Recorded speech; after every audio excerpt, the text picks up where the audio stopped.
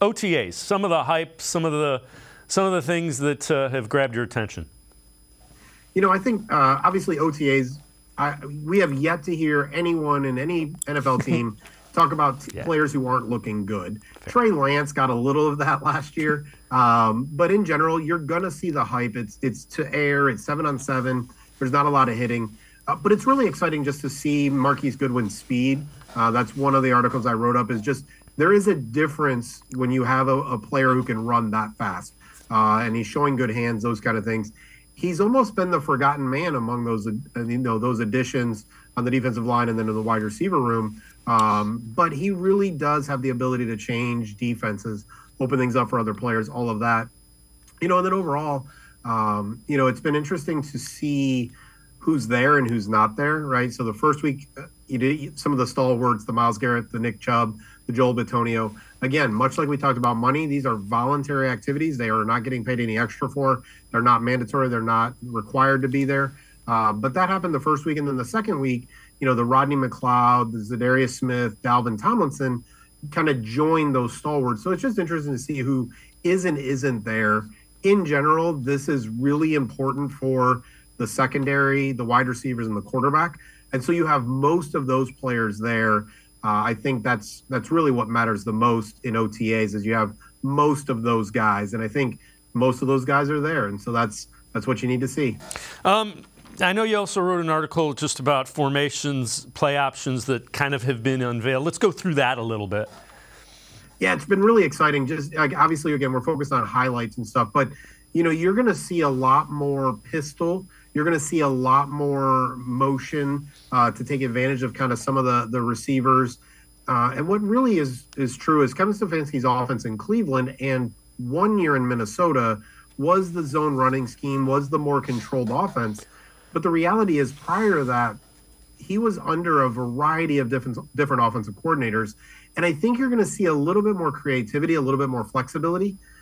In general, there's a play where Elijah Moore is lined up behind Deshaun Watson and Nick Chubb is just to the right of Deshaun Watson. And out of that play, in this case, Elijah Moore went in motion, caught the pass, going to the sideline. But out of that play, the ball can be handed off to Chubb, the ball can be handed off to Elijah Moore, or in something Hayden Grove posted from cleveland.com, is they're also been working on some pitch stuff, some option-oriented stuff. So imagine coming out of that with a fake to Nick Chubb and Deshaun Watson and Elijah Moore running some kind of option play, right? Like that is a type of play that the NFL is moving more and more towards that Chip Kelly style of offense, and they have the players to do it. Exactly. And that's kind of, you mentioned the reason Kevin Stefanski's offense had zone running is because you have a really good offensive line and a really good running back and a quarterback that you just didn't trust, for lack of a better term.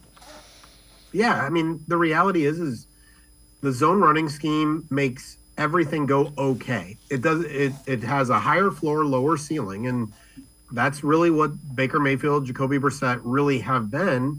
And now with Deshaun Watson, we can just be very honest. We saw some struggles last year in an offense that we're not going to see much of this year. With Deshaun Watson, you're going to see a much higher ceiling.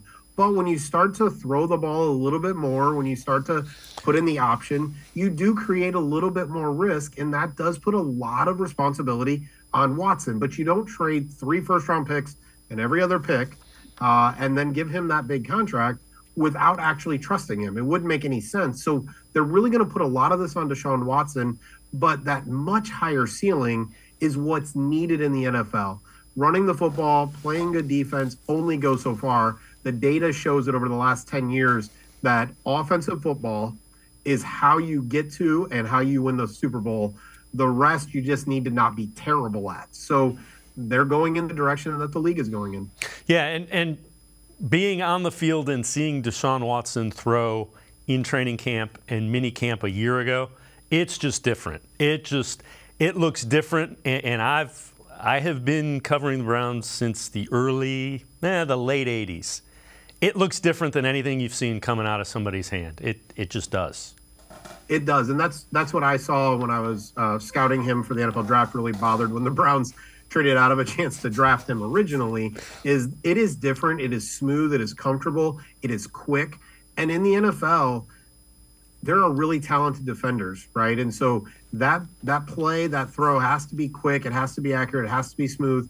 You can't be putting all of your effort into every throw. And Deshaun Watson rarely has to put all of his effort into every throw. He feathers it in there. He's able to layer it in over defenders. But when he needs to put the fastball on it, he's got that as well. It really is really, really fun to watch if you are a process-oriented person who likes to look at all the details.